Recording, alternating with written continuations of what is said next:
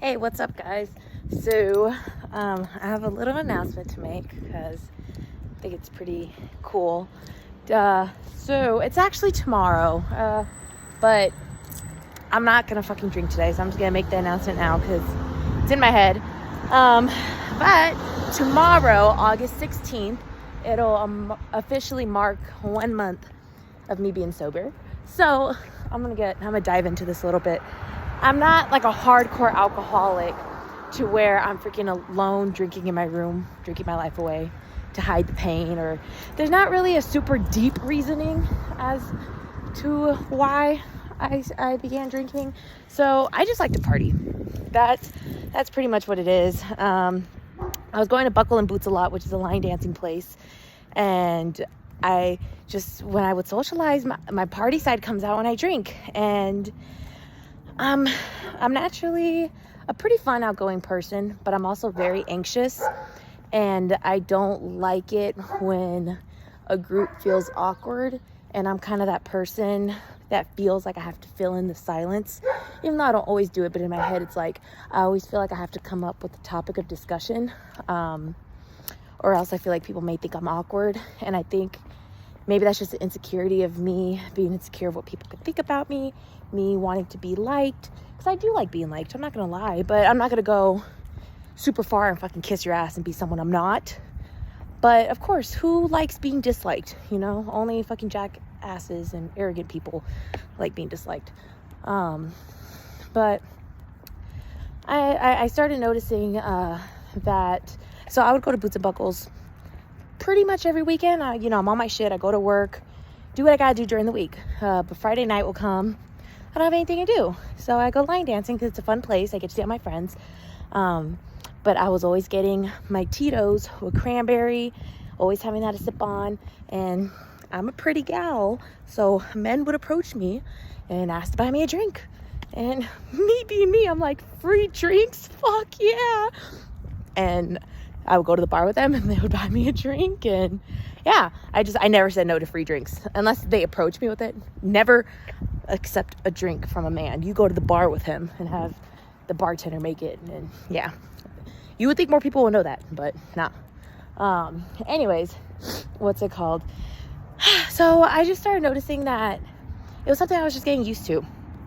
And I met this girl at one time when I was at Buckle and Boots. Her name's Rachel, and she was super sweet, and we got along, and she followed me on Instagram a couple days later, and I went through her page and saw that she was a health coach, and she goes into a lot of things with health, ingredients, toxins, like she even uses all natural house cleaners and everything. Like, I learned from her that Windex and Lysol and all that, they have chemicals that affect your hormones, which my hormones are fucked up. Like, my testosterone levels, they're a little more balanced now because I was taking a medication, but there was a time my testosterone was up the roof. And I know even though my hormones are better, they're still imbalanced. I just haven't gone back to check. But anyways, she posts a lot of great information, and she is on a sobriety journey where she just hit her 5 months. I think she's actually about to hit 6 months pretty soon. And it's her story about it I found unique because she didn't really have the intention to go completely sober lifelong.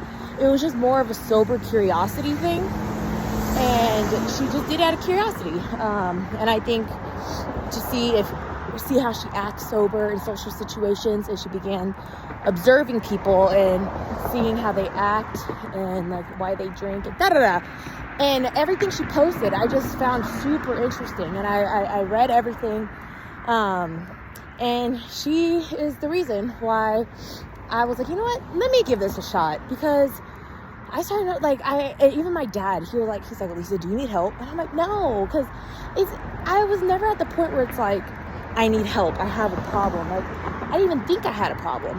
And if it wasn't for my dad always saying something, in my head, I'm like, I'm young, I like to drink on weekends. So anyways, I took it upon myself to just give it a shot. And the last time I went to Buckle and Boots was about 3 weeks ago now, almost a month. And the last time I went, I didn't drink. And what I noticed was when I was on the dance floor, I was getting very anxious. No one noticed it, but good morning. No one noticed it, but in my head, like in person, I'm fine. I'm dancing, I'm vibing, I'm just being me. But in my head, I caught myself like telling myself like, Lisa, just dance. Like, I it's so weird. I had to tell myself, calm your heart rate. Like, it's so weird to explain. I just noticed I was doing mental exercises to not make myself get anxious. And I never do that when I'm drunk. When I'm drunk, my mind is on the fucking dance floor with my feet.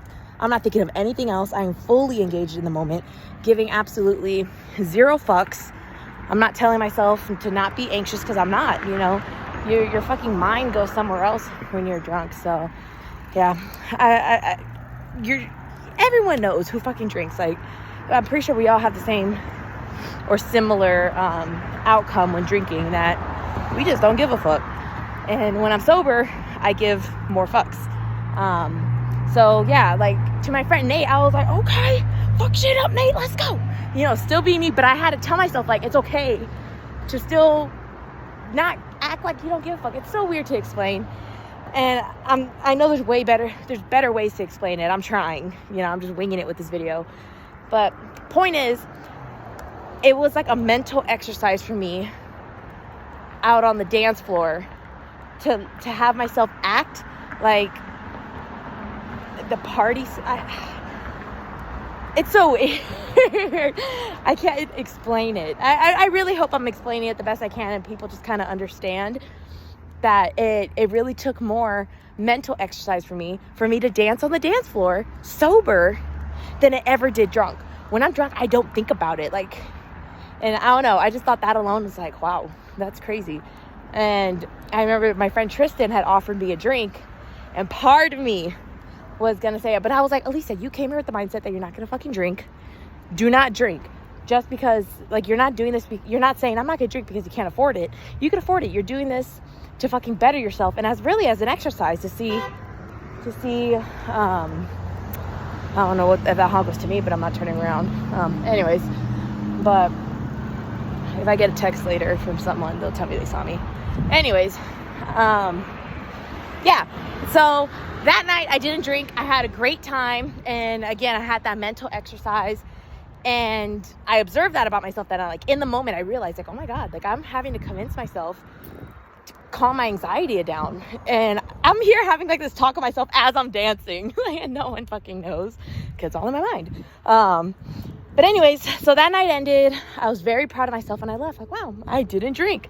And then for how proud I was of myself for not drinking, made me realize maybe I do have a little bit of a problem and I don't realize it. I think I got so used to having my drinks on weekends at Buckle and Boots because I am anxious and I get nervous. So I use that to ease off the anxiousness, you know? I know I'm a good time no matter what, but it's just I don't want to say I can't help it, because I can help it, and I'm doing that now, which is why I'm a month sober. But I couldn't help it, really, or I thought I couldn't. I don't know. But point is, it started off as me trying as an exercise because Rachel got me very curious about it, so I did it for a night. I was like, I'm not gonna drink tonight. I was very happy for myself. And then after that, I went to Boots and Buckles one more time after that. I did go again, and I didn't drink again that night. I just didn't feel like it. And these are about like a week apart. So yeah, and there's that. And I haven't gone in about 2 weeks now, because usually everyone goes to Buckles and Boots. I call it Boots and Buckles, but for the sake of YouTube, I'm calling it Buckle and Boots. That's what it's called, in case anyone wants to look it up. I'm so used to calling it Boots and Buckles, though. Anyways, yeah, I haven't gone in about 2 weeks. Usually when everyone goes, it's about 9 or 10 o'clock at night. And lately, I've been going to sleep at like 7 or 8. So by the time 8:30 comes, I'm like, I'm tired. I don't even feel like going. And I feel bad because my friends want to see me, but I just don't feel like going out that late. And usually that's every Friday I go. And Saturday mornings, it's a full body day, and there's 7 and 8 a.m. classes. So the first class 7 to 8, and the second class is 8 to 9. And usually when I would go to Boots and Buckles, see how I called that again. Anyways, doesn't matter. I wouldn't get home till close to 2 in the morning because they close at 2, and I would be there till my friends leave. Even if I came home at 11 or 12, it's still late. So I would get my night started late over there, and then I wouldn't have the energy to wake up or the discipline to get myself out of bed and go work out the next day, especially if I drank. If I drank the next day, I would wake up feeling like shit. Even if I wasn't hungover, I was dehydrated, I was tired, I wanted to sleep into 10 or 11 and just have a lazy day. And I would tell myself, it's okay to have a lazy day. It's Saturday, you don't work. You know, if you got to do anything, do it on the computer, have your day. And I rationalize that because it is good to have a lazy relaxation day, but I start telling myself, like, I could spend my weekends different, you know? And I have been. So I haven't been going to Buckle and Boots, or even the last time I went. I wasn't there actually that late. I got there at about 9, and I left like at barely 11. I remember it was like, because the hour was still 10. I think it was like 10:45, 11. So I didn't even stay that long. And I got home. I was in bed by like midnight. And then I still made myself get up and go work out. Because I still got about like 6-7 hours of sleep, which isn't bad. But yeah, I didn't drink at all. And woke up, did my workout, had a very productive day. And yeah, and I've been making myself go on morning walks pretty much every morning, which I'm really happy about. So now I've been waking up at 3:50 every morning. And usually I wake up at 4:50 to make it to the Lion's Den by 5:50 for my 6 o'clock boxing class. But now I do my weightlifting in the morning at 5 a.m. And then right after weightlifting, I do boxing. So yeah, today was arm day. Got that out of the way and boxing out of the way. Now I'm walking a little bit. It's really early right now. I work at 12. And it's like, I think it's 8 right now. So we'll see how long I'm going to walk. I think I've been recording for 12 minutes. So I think I've been walking for close to 20 minutes now because I wasn't recording the first part of my walk. But yeah, I'm just really proud of myself. I'm not here to say I'm going to be sober for the rest of my life, because I'm not going to hold myself up to that high of a standard and then look like a fucking hypocrite the time I decide to get drunk and then feel bad for myself because I swore to myself I'm sober for life. But I'm really proud of myself for lasting 4 weeks. And we'll see how much longer I last. But I'm also making this video because I know future me's going to watch it. And if I have a night where I do drink, Alicia, do not be hard on yourself. You're fucking out having fun. I'm a social drinker. Like, I for sure am. But I want to be able to get to the point to where I could act drunk and truly not give a fuck when I'm out partying with my friends, but being sober. I don't want to rely on alcohol to be like a brain numbing thing for me, to ease off the shyness, to make me more laid back and non-censored. No. And it's kind of like it got to the point where I didn't realize it, but I was using alcohol to kind of uncensor myself, to fully be myself, my fun out there side that I am when in front of my parents and family, that I'm a little shy of being out there in public. But I have friends who fucking love me and care for me and think I am the funnest person ever sober, you know? So I need to learn to completely let go of the anxiousness, the fear of maybe me coming across annoying. There are little deeper reasonings, like stuff like that. It's just insecurity. I think it just leads to insecurity of what people could think of me wanting to be fun for people. So me wanting to be fun for people makes me feel like I have to drink when I'm out at the club or something. But yeah, I'm proving to myself that that's not the fucking case. Like, I have enough people in my life. Oh, I got fucking fly in my face. I have enough people in my life who think I'm a great human being and super fun, who've hung out with me plenty of times sober. So it's all just me and my little insecurities, and I don't know. But yeah, like I said, I'm just really proud of myself. I'll keep you guys updated. I'll even update you when I drink, and I'm not going to be ashamed of it or anything, because I'm not proclaiming this as a life choice, but I want to, like I said, I want to be able to ease off thinking I need it as like a relaxer and a nerve calmer, and just drink if I want to drink. If I want a shot of tequila, or if I want to get a sugary alcoholic cocktail, I want to do it because why not? It's a fun night, why not? But not because of like, I feel like I have to, because I'm at a social setting, you know? And I think because I'm on that journey right now, I'm going to ease off the drinking for a bit. So yeah, there's a little life update for you guys. And also another thing, the last video I posted, it says it has no views right now, so no one's even seen it, but that could always change because it's fucking YouTube and I'm gonna have these videos up for a very long time. I posted a video where I kind of got into my feels and started crying a little. I do not like crying on camera at all. I actually think it's very cringy when people post people will post Snapchats of them like busting out in tears and like, I fucking hate my life. And especially now that I'm 22, when I see other people my age or older doing it, I'm like, girl, come on. And I remember back when I was younger, I would kind of do little stuff like that. Like when I was at my first job at McDonald's and I would have breakdowns, I would post like pictures of me in the stall, like just had a breakdown. And I was like 17. But the moment I remember when I turned 18, I was like, Alicia, you're a fucking adult now. You cannot be doing this shit. And I stopped and I haven't done it since.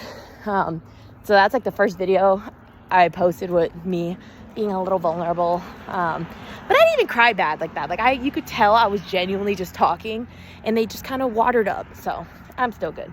But I'm good now. Just want to update on that because that's like the last video. And people could be like, is she good? Did she off herself? No. We all just have our bad days. And it really wasn't even a bad day. That was the day that I pitched my listing in front of an audience. It was a great day. It just, anxiousness came over me later on in the day and I had a little breakdown, just thinking deep about life and just little circumstances. But we all got to let it cry out and talk things out for us to be able to let the feelings just flow. But yeah, making these videos have been great. I've even been recording myself talking, and I haven't even posted those videos yet, but I have to. Like yesterday, I did like an update with my makeup and my face routine because I love the new foundation I've been using. And my face has been clearing up, and I showed you guys I recorded a video of me showing you guys the face products I use. I'll put it all together and I'll post it. But it's just the point. I'm just getting used to talking. And it's really nice, you know. I don't have a whole lot of time to talk out loud unless if I'm in a social setting because I grew up as the only child, so it's always just been me. My parents too, but like I'm literally with no one right now. It's just me. And if I wasn't doing this, I would be sitting in silence just listening to music. So it's nice being able to talk like I'm talking to a friend, but I'm really just talking to me, yet also talking to an audience that I am currently unaware of because no one watches my videos. The most views I got on a video is 5. And I'm honestly curious to who watched it. It could be anyone around the world. I don't have any subscribers. So it's just cool, just chit-chatting. It's in a way, it's kind of like I'm talking to my future self. Because when I journal to my future self. I think the way I journal is kind of cool, at least to me. Everyone has a different way of journaling. To me, it sounds kind of like, at least like when I read back on my entries, it's kind of like I'm talking to an audience, yet my audience is my future self. But yeah, guys, there's a little life update for you guys. I'm just trying to take steps to better myself, to a better woman as much as I can. And I'm really, really proud of myself for just being a month sober. And also not going out as much, which it's fine. There's nothing wrong with going out. But it's just nice deciding to stay in, hang out with my mom. Maybe, this past weekend, my friend wanted to go buckle in boots, but I ended up telling her I was too tired. And instead, I stayed in and I made a resume for when I'm out in Virginia, I can immediately start applying to jobs. Like, that right there is great. I decided to stay in to work on something towards my future. And that made me really happy. And my resume came out great, super cute. I can show you guys my resume if I remember. But yeah, there's that. So yeah, still waiting for the house to get sold. I cannot wait for it to get sold. Oh, the video's going on 20 minutes. Shit. And to continue my life in Virginia. And I think the timing of me starting this YouTube is great because you get a glimpse of the current neighborhood I'm in right now in California. And then you're going to see me start in Virginia. So I'm definitely going to make a whole vlog of that whole moving process because we're going to do a road trip. So I'll show the whole process from us leaving the house, being in the house for the last time, us driving our little pit stops. And once we're in Virginia, and I'll record my friends and everything and the new job I get and real estate school and all that. So there's a lot coming up and I'm really, really fucking excited. I just sense a lot of good coming my way. So yeah, there's that. I think I'm going to stop recording now because it's about to hit 21 minutes. So I hope you guys all have a great day. And if you take anything from this video, just if there's something in your soul, in your gut that's telling you, just test it out. Why don't you take a little leap of faith, try something new that you know has the potential of bettering yourself? Do it. Just do it. And then if you're tempted by something that you know you shouldn't do, but you really want to do it and you're used to doing it, don't do it. Give yourself that one chance of just, you know what, let me pick the opposite choice of what I'd usually do that you know is better. And I can guarantee that you will feel so proud of yourself afterwards. And just that tiny little choice that you made in that very moment could change your life. It could change the way you think. And I just feel like I've gained a little new level of confidence in myself and self-assurance that I can do what I put my mind to. And yeah, just gotta take it day by day, step by step, and like I always say, just choice by choice, you know? But yeah, there's that. I hope you guys have a great day, and I'll talk to you later. Bye.